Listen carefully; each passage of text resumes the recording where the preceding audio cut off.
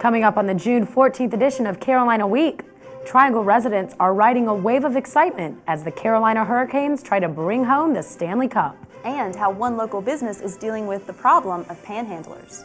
In sports, it's on to Omaha and the College World Series for the baseball team. Will the Heels be able to bring back a national title? Weathercaster Shelley Basinger is here with your 4-day forecast. Carolina Week starts right now.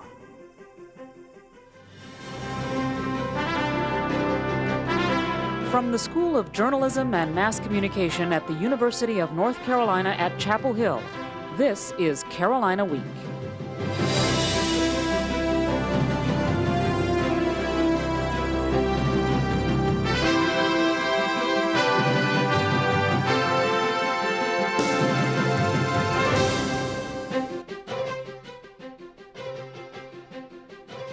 Hello and welcome to the summer edition of Carolina Week. I'm Lindsay Michael. And I'm Caitlin Kleinard. A respected journalism professor now has a little more time on his hands. That's because he was fired as a volunteer advisor of a local middle school newspaper. It all started when administrators pulled a story about a fight between a bus driver and a student. The First Amendment clearly states that Congress shall make no law abridging the freedom of speech or of the press. So did Smith Middle School violate the First Amendment by censoring its student newspaper? Spokeswoman for the school board, Stephanie Knott, doesn't think so. School employees have a very important responsibility to preserve student privacy. There are lots of pieces of information that we are entrusted with each and every day. School officials said the story contained legal information regarding the incident, and they thought the article violated the students' privacy. They also fired volunteer advisor and UNC Chapel Hill professor Chris Rausch. He thinks the whole thing has gotten blown out of proportion. Yeah, we're talking about a middle school newspaper. We're talking here about a learning experience for these students. I mean, that's why I was volunteering, was to try and encourage them to be better writers and to be journalists. And I think they now have this real negative experience in their mind. He's not the only one who feels bad for the kids. PhD student Darrigan Silver studies media law and ethics at UNC. He says officials had the legal right to do what they did, but he thinks they made a poor choice. You know, they're in a situation where they had a great opportunity to teach their students about what it means to be a free and responsible press, and they just took the heavy-handed approach to censor the newspaper.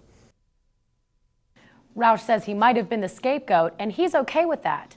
The middle school students from his class have already sent him a thank you card for all he's done.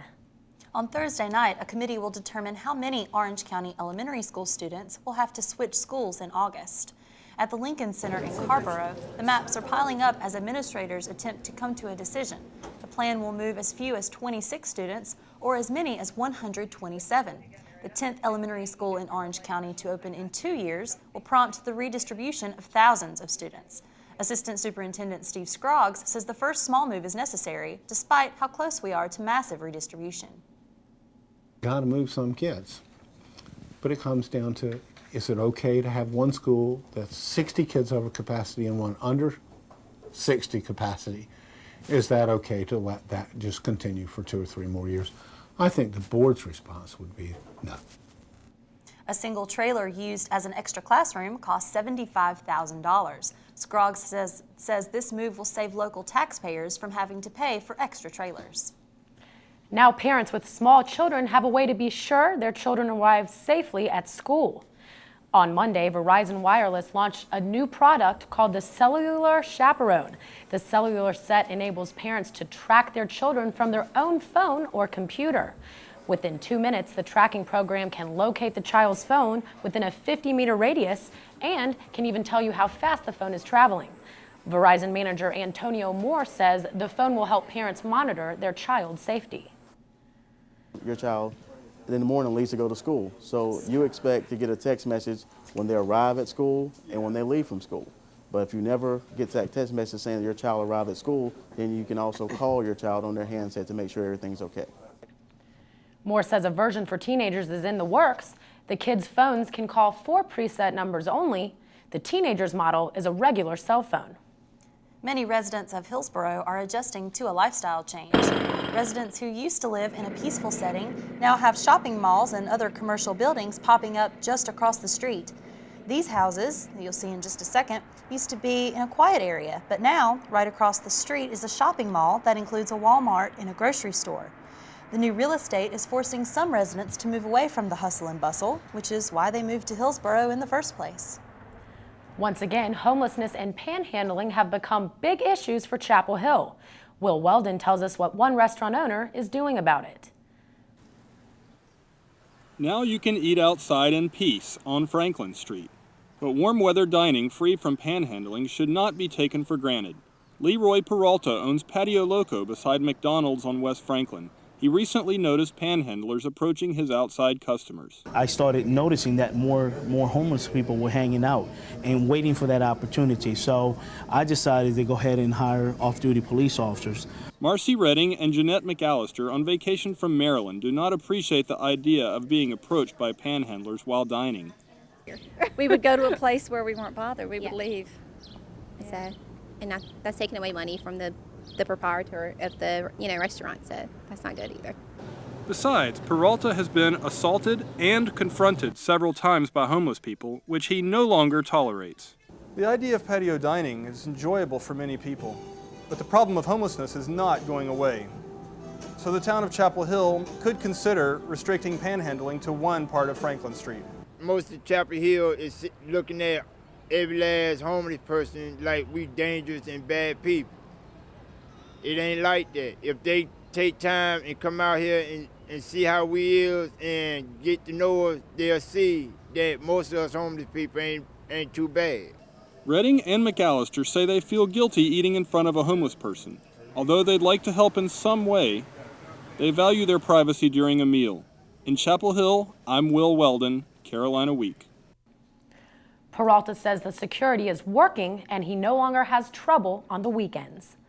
Statistics show that nearly 650 children drowned in 2002, and more than 40% of those children were minorities. Minorities make up only about a quarter of the population. Experts say too many minority kids aren't learning how to swim.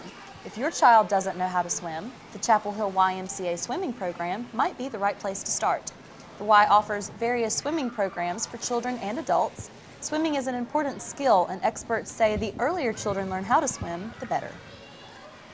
Well, things have been somewhat unpleasant on the Duke campus because of rape allegations involving the lacrosse team. Now another athlete is in trouble. You know former Duke basketball guard J.J. Redick for his game on the court. Police arrested Redick early Tuesday on charges of driving drunk in Durham. UNC students haven't been fond of Redick during his playing days, but most of them aren't kicking him when he's down. Something came across the AP wire saying Redick arrested for DWI. I thought, oh great, just what Duke needs right now. That was definitely a stupid mistake because any DWI can be avoided by asking a friend to take you home. It doesn't make me happy, but I guess it kind of does, you know? One up on Duke. Redick was released from Durham County Jail on $1,000 bail and is scheduled to appear in court July 17th. Well, a storm of excitement is brewing as the Carolina Hurricanes lead the Stanley Cup Series 3-1. Reporter Katie Klein took in all the craziness at the RBC Center.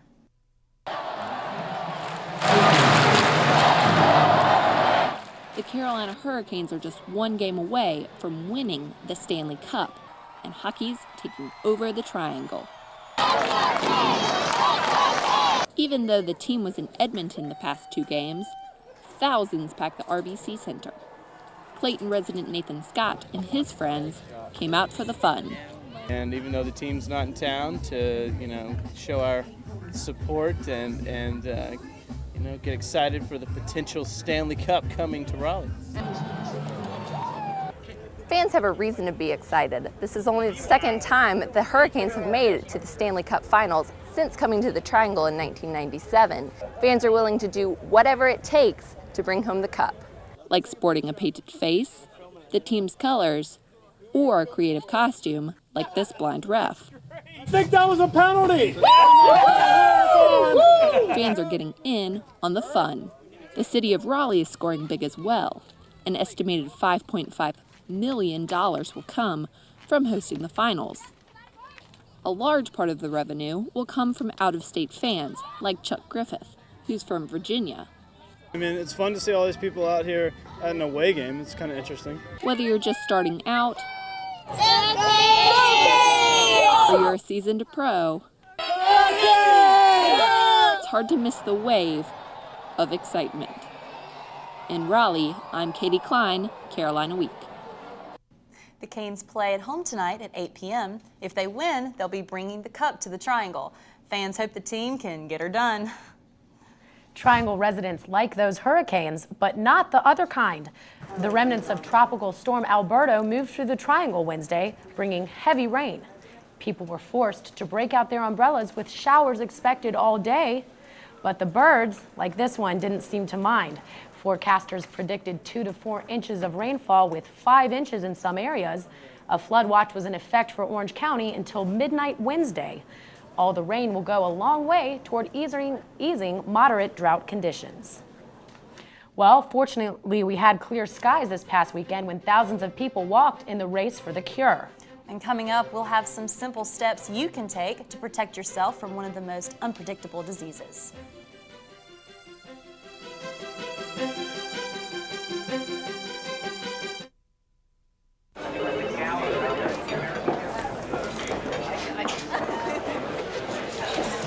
Where's the whole wheat? There's no whole wheat. Hey, excuse me? Excuse me, sir. Something wrong? Yeah, there's something wrong. You want to get me some whole wheat?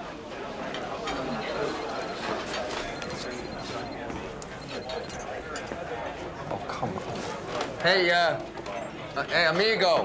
Hey, I asked you for whole wheat bread. This is not what I wanted. El Wheato. Sorry for the confusion. You know, that's the problem with these people. If you want to serve Americans, you got to learn to speak the language. You know what I'm saying? No, sir. I don't. Enjoy your lunch.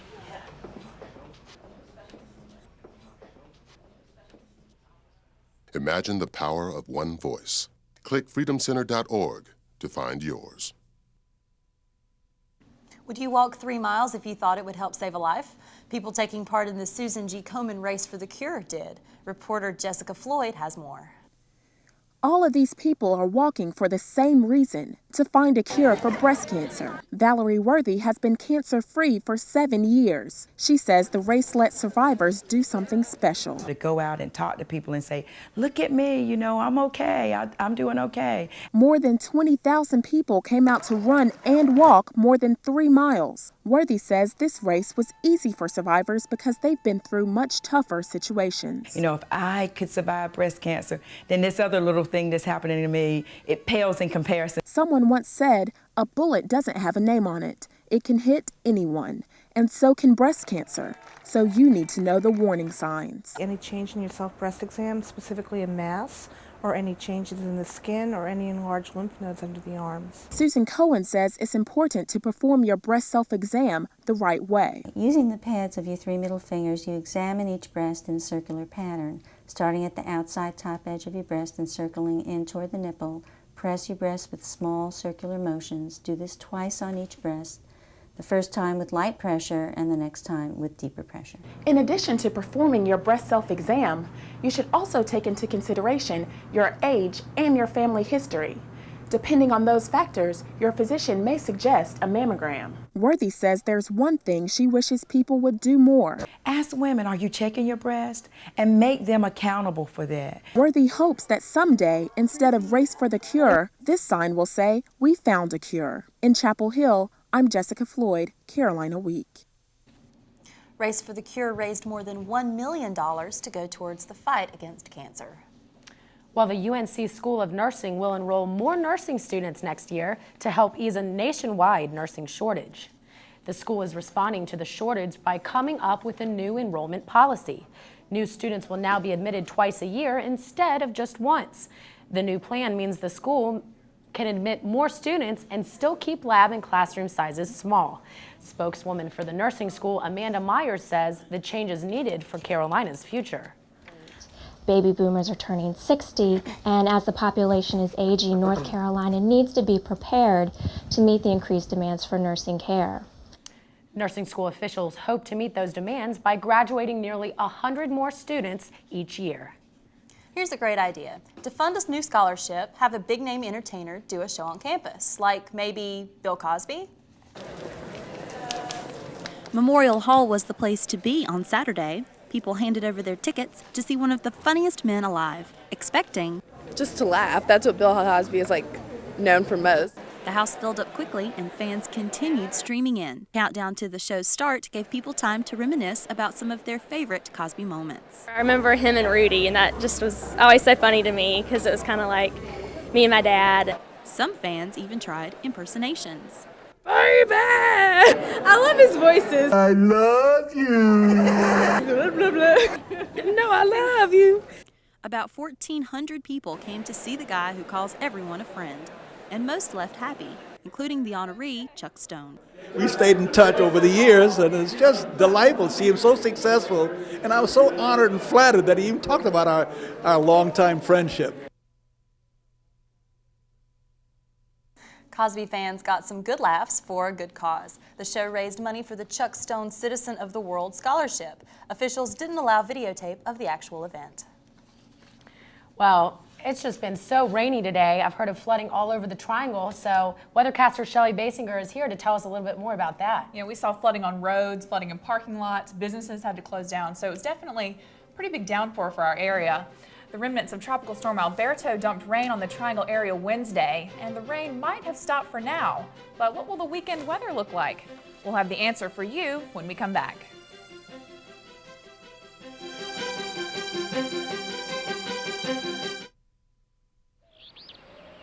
It's springtime in the forest of the black-tailed deer. The young male is feeling playful. It's time for tag. The female flicks her ears. Her way of saying, "Catch me if you can."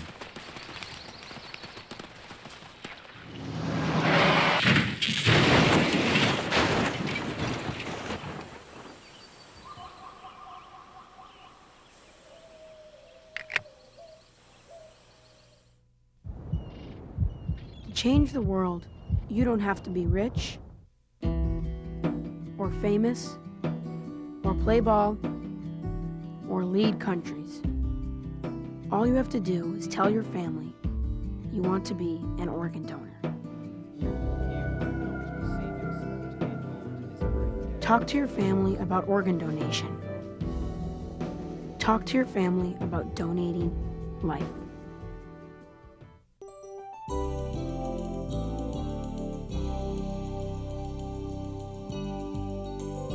Welcome to Carolina Week Weather. I'm weathercaster Shelley Basinger. Now, if you did a rain dance yesterday, well, it worked because Tropical Storm Alberto moved through and Alberto's rain has covered the southeast. But you can smile soon because we're going to be clearing up in the next few days, and temperatures are also going to warm up as well, bringing us those summer-like temperatures.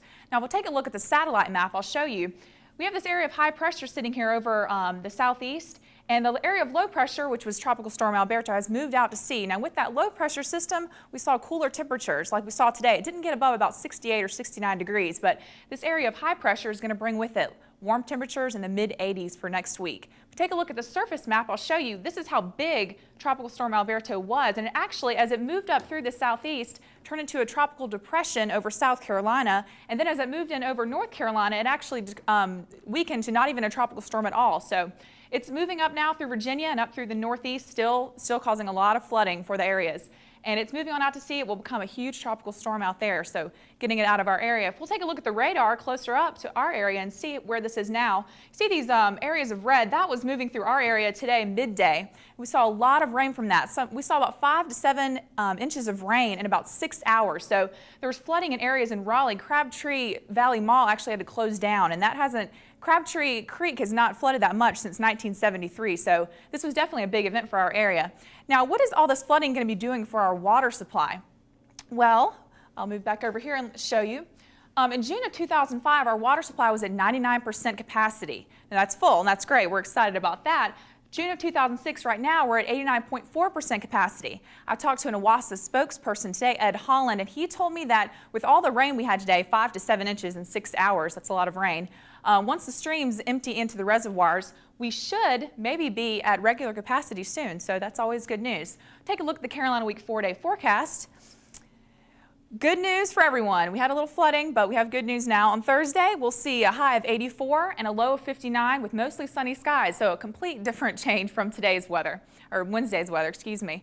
On Friday, we're going to see sunny skies as well, another high at 84 and a low of 62. On Saturday, we're going to see sunny skies again, climbing up 86 degrees with a low of 65.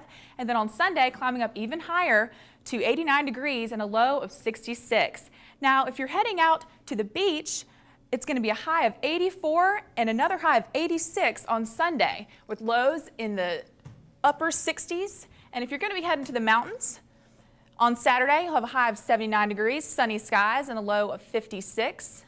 And on Sunday, a chance of thunderstorms, high of 88 and a low of 62. So no matter where you're going, you could stay here, you go to the mountains, go to the beach. It's going to be really gorgeous after Wednesday's weather, Wednesday's downpour. Well, we need some good weather. Thank you so much, Shelley. Thank you. So I heard that the Durham Bulls game even got canceled today because of the rain. Well, it's true, but, you know, at least baseball fans have the Carolina baseball team to look forward to, right? They sure do. 5-0 in the postseason, unbeaten. They're doing fantastic. They won't have to play here. They're on to Omaha now. So it's to the Final 8. The Heels are again on their way to the College World Series for the first time in 17 years. You'll hear from the Tar Heels about how they plan to carry their recent hot streak into Omaha next.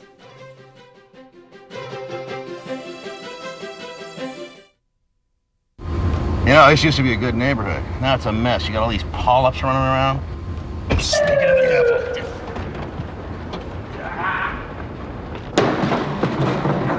Colon cancer almost always starts with the polyp. Get the polyp early and stop colon cancer before it even starts. Where'd you think you were running to, huh? I didn't even see you guys there. I don't know. Get the test, get the polyp, I want to talk to my lawyer! get the cure. I got a phone call! Take a pop quiz with me. In what film did I feel a need for speed? What was my call sign? Who did I sit behind in the F-14? Oh, and one more question. Who does your kid sit behind in homeroom? Know what really matters. Know about your kid's school and know about your kid. Find out 100 ways to know more, do more.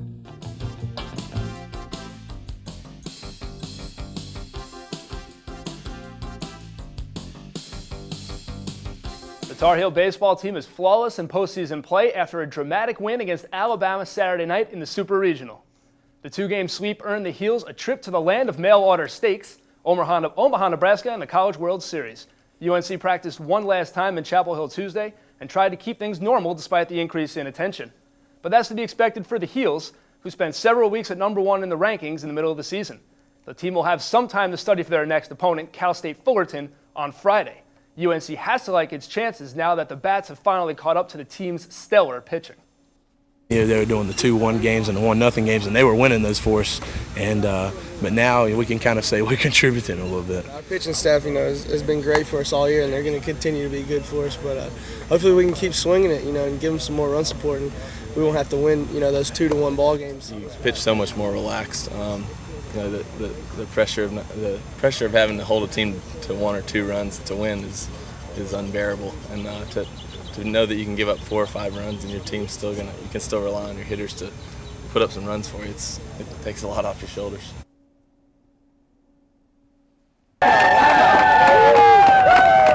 Coach Mike Fox and his players got an enthusiastic send-off Wednesday. Despite the rainy weather, dozens of people were outside the Bosch, even UNC football coach John Bunting. Kids carrying Carolina blue K's received autographs and wished the players luck.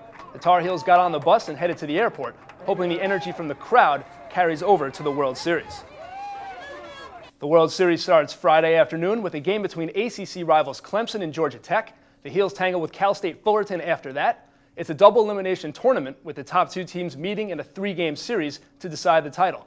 It's the Heels' first trip to Omaha since 1989. Add 3 names to the list of Carolina national champions following the NCAA track and field finals. Laura Garrity took the win in women's shot put. That gives her 4 NCAA titles, 2 indoor and 2 outdoor, in her Carolina career. On the men's side, Vikas Gowda won the discus with a throw of 198 feet 8 inches, 3 feet better than the runner-up, and Justin Rinkovich won the javelin with a personal best and school record throw. It's the first time Carolina has ever had 3 national track champs in the same year. Summertime on a college campus means it's time for sport camps. Our stride needs to be short and soft. What do I mean by soft? Members of the Dominators travel softball team from Durham were at the Carolina softball camp Tuesday. Heels outfielder Ashley Oxendine helped the girls with their hitting technique. These young ladies have several years to wait before they have a shot at college ball, but there could be a future Tar Heel or two in this bunch. The Carolina Hurricanes headed to the Great White North on Monday to take on the Oilers in the 4th game of the Stanley Cup Finals. Let's pick it up midway through the first period as Edmonton strikes first, slipping this shot past goalkeeper Cam Ward. The Canes tie it up at 1, but can't break past the Oilers' strong defense. This pass to Rod Brindamore, and he's denied by goalie Jussi Markkanen. He's limber. His yoga instructor is proud. So who do you go to when you need a goal? Eric Stahl with the pass here to Mark Recchi. That guy was great in NHL 94 on Super Nintendo, but the ageist wonder scores the winner for the Canes. Carolina wins 2-1. They'll try the series Wednesday night in Raleigh. So definitely good news for the Hurricanes there. We saw it earlier in the story. The crowds are really excited in Raleigh, and the RBC Center should be rocking today as the Canes try to bring the cup to the Triangle. All right, thanks, Matt. I'm excited to watch the game tonight.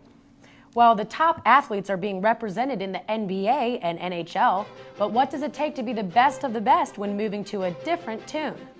Coming up next, reporter Susan Tart takes us behind the scenes at the American Dance Festival for a little insight on the hard work that goes into the event.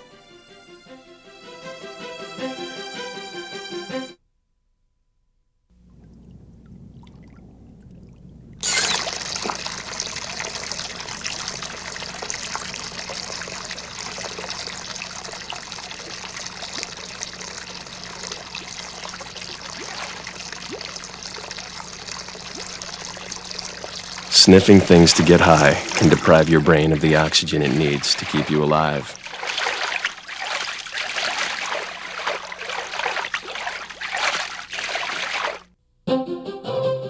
If you have a story idea, contact Carolina Week at 843-8292. You can also visit us online at carolinaweek.org. If you have questions about this program, write Carolina Week at Campus Box 3365, UNCCH, Chapel Hill, North Carolina, 27599. So what has everyone up and moving lately? Well, the American Dance Festival in Durham. Reporter Susan Tart takes us there. Behind every serious dancer is serious training, and that means a lot of jumps, kicks, spins, and falls. For the dancers at the American Dance Festival, all the hard training is considered a privilege. Paige Grantham is one of those dancers. I've always wanted to do ADF here, right near my hometown. It's so many reputable people and companies come to this area and congregate on the Duke campus. Home of an art form, the festival is a showcase of the best. Some local dancers get discovered here. Others, like Joan Nicholas Walker, get to show off their choreography. I'm really excited. I feel like I've waited a whole year to do this. I'm excited about showing this work. Duke University hosts the American Dance Festival each year. Dancers flock here not just from across the United States, but from around the world as well. Most dancers come to take classes to improve their modern dance techniques, although other genres such as hip-hop and African dance are also taught. Professional dancers teach classes during the day and perform at night. The Paul Taylor Dance Company jump-started this year's performances on Thursday. If you missed it, there's still time to see other performances by dancer and musician David Dorfman, Shunway Dance Arts, and Palablis. And whether you're just watching the shows or dancing, the American Dance Festival is sure to leave you clapping your hands and wishing for more. In Durham, I'm Susan Tart, Carolina Week. It looks like they must put a lot of hard work into all of those moves. I mean, that's incredible. But, speaking of hard work, Carolina Week has been rewarded for some hard work of our own. We won a Hearst Broadcast Journalism competition, best overall. We also won #1 for best newscast. And it just certainly would not be possible without our crew and you guys, the viewer. So thank you for watching, and good night.